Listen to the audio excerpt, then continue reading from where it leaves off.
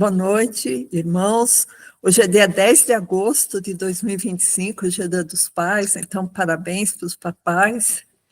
E a gente gostaria de fazer hoje uma introdução que está em Coríntios, mas antes de falar dessa introdução, eu quero falar sobre ciência e sabedoria, né?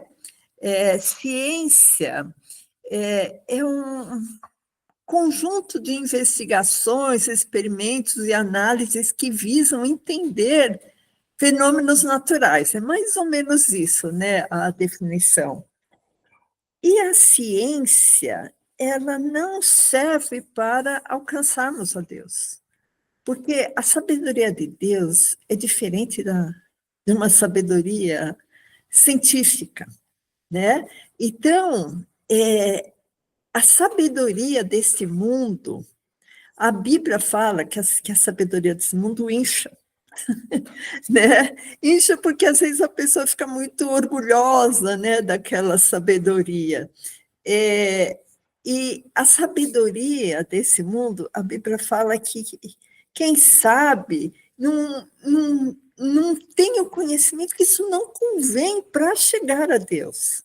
Logicamente, a sabedoria é importante, a ciência é importante para o desenvolvimento humano, para o profissionalismo, né? Mas esta sabedoria humana não tem a ver com a sabedoria divina, né? Então, logicamente, tem vários estudos, o pastor Valdo é expert nesse assunto, né? Em que a ciência tem uma intersecção com o divino. Mas isso é uma partezinha muito pequenininha da ciência. A maior parte da ciência, irmãos, não leva em conta a sabedoria de Deus, né? Então, chega-se a gente chega a vislumbrar, a verificar que a ciência no desenvolver da ciência, às vezes ela é até contra os conceitos divinos, né? Então, às vezes tem uns choques assim, né?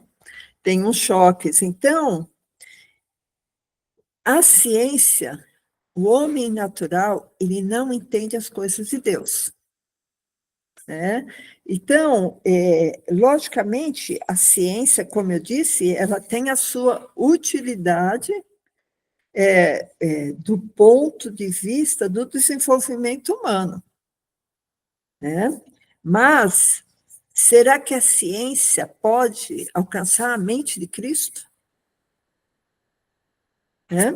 Então, eu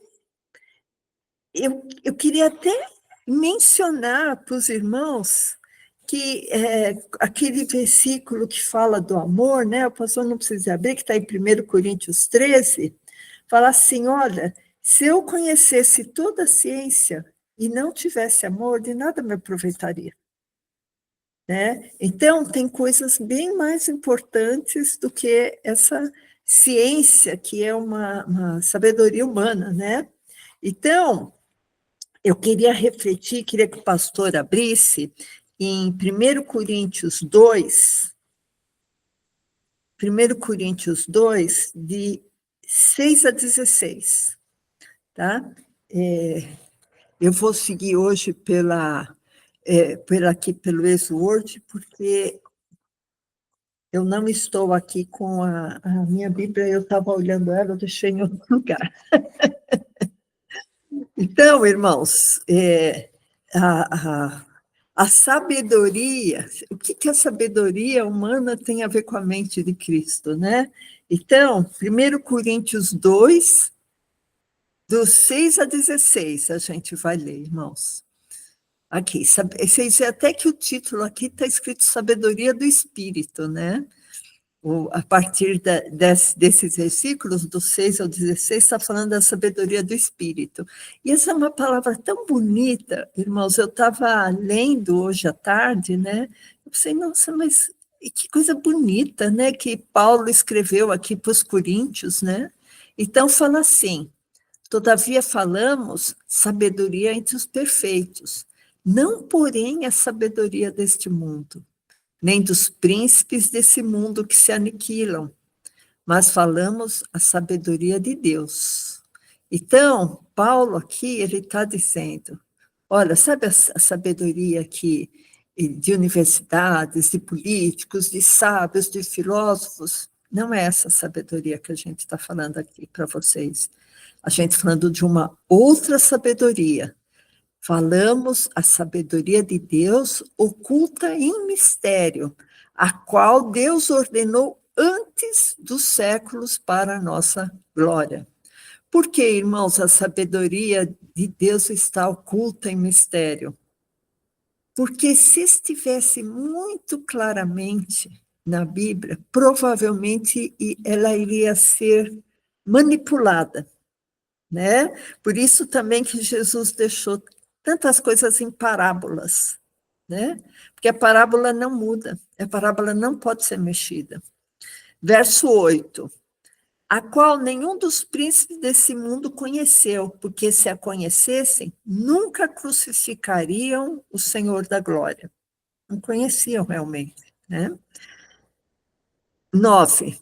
Mas, como está escrito, as coisas que o olho não viu, o ouvido não ouviu, e não subiram ao coração do homem, são as que Deus preparou para os que o amam. Irmãos, sabe que eu fiquei refletindo sobre esse versículo, porque o Evangelho, ele é um, uma mudança de vida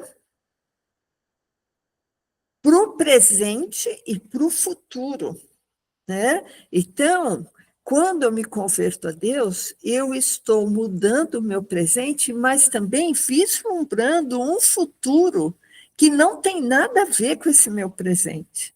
Porque muitas vezes o presente do cristão é um presente de dores, de lutas, de tribulações, e ele tem que estar firme com Jesus. Por quê? Porque ele está vislumbrando lá na frente uma libertação. Pode ser até que não seja nessa vida, mas ele tem certeza, pela fé em Jesus, pela fé que o Espírito Santo colocou no coração dele, que existirá um futuro, um porvir diferente do que estamos vivendo hoje. E esse porvir diferente vai ser a nossa vida com Jesus. 10. Mas Deus nos revelou pelo seu Espírito, porque o Espírito penetra todas as coisas, ainda as profundezas de Deus. E é isso, irmãos. E temos que buscar o Espírito Santo para que o Espírito Santo introjete em nós essa fé de eu saber que aqui eu tenho uma transformação de vida atual, mas Deus tem coisas muito diferentes, muito grandes para mim no futuro. E isso a gente só alcança pela fé. E essa fé a gente só alcança através do Espírito Santo. Então, a nossa busca tem que ser pelo Espírito Santo, irmãos. A gente tem que buscar o Espírito Santo para que essa convicção esteja dentro de nós. E quando essa convicção está dentro de nós, aquele sofrimento que parece tão atroz das tribulações, você pensa, isso é passageiro. Nada tem a comparar com o que Cristo tem reservado para mim. 12. Mas nós... Eu vou ler o 11 novamente. Porque qual dos homens sabe as coisas do homem, senão o espírito do homem que nele está? Assim também ninguém sabe as coisas de Deus. Ninguém sabe as coisas de Deus, senão o Espírito de Deus. E quando a gente recebe o Espírito de Deus, irmãos, a gente começa a saber algumas coisas de Deus. 12. Mas nós não recebemos o Espírito do mundo, mas o Espírito que provém de Deus, para que pudéssemos conhecer o que nos é dado gratuitamente por Deus, através do seu Espírito Santo. 13, as quais também falamos, não com palavras de sabedoria humana, irmãos, não adianta, com sabedoria humana a gente não vai convencer ninguém. O que vai transformar a vida do cristão não é um convencimento, é o poder do Espírito Santo. Mas, olha, as quais também falamos, não com palavras de sabedoria humana, mas com as que o Espírito Santo ensina, comparando as coisas espirituais com as espirituais, e isso é importante, irmãos. Não é a minha vidinha medíocre que eu vou comparar com as coisas espirituais, não. São as coisas espirituais dos céus que eu vou poder comparar com as coisas espirituais que Jesus me falou.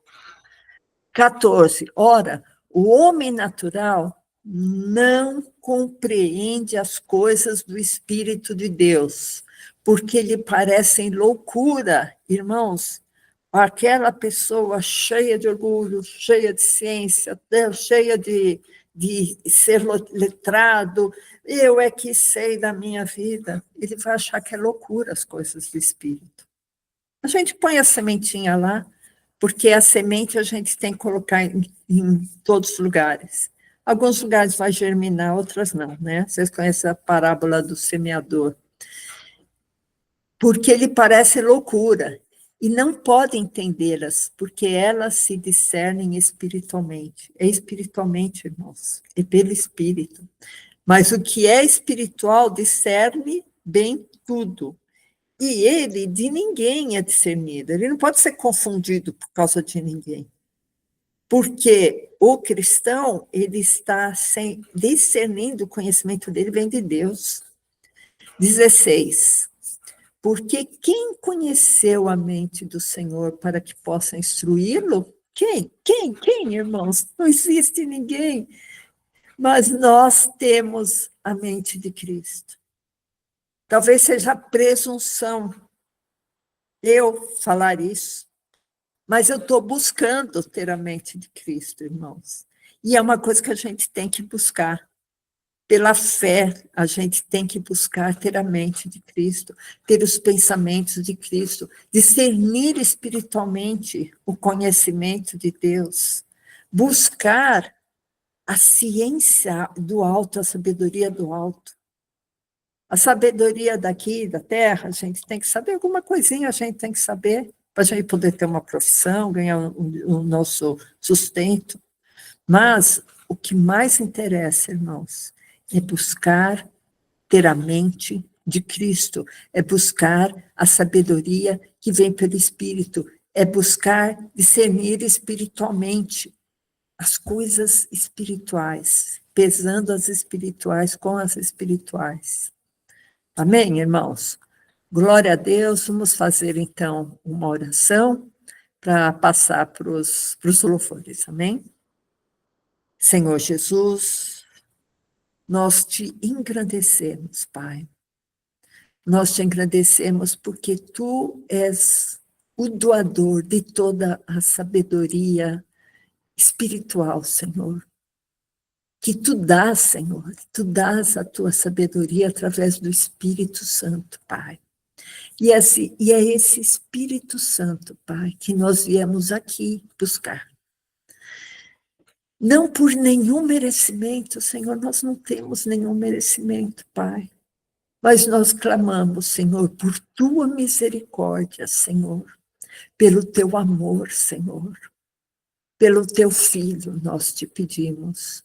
Dê-nos do teu Espírito Santo, Pai, para que nós possamos nos encher com a tua sabedoria, Pai, para que nós possamos ter um pouquinho da mente de Cristo, Pai. Nós almejamos por isso, nós anelamos por isso, Senhor. Estamos cansados da mesmice desse mundo, de mentiras, de enganos, Senhor, de homens enganadores, Pai. de sermos muitas vezes passados para trás, Senhor. Porque, Senhor, nós vislumbramos o Espírito Santo, Pai, que tu deste, Senhor Deus, quando tu subiste aos céus.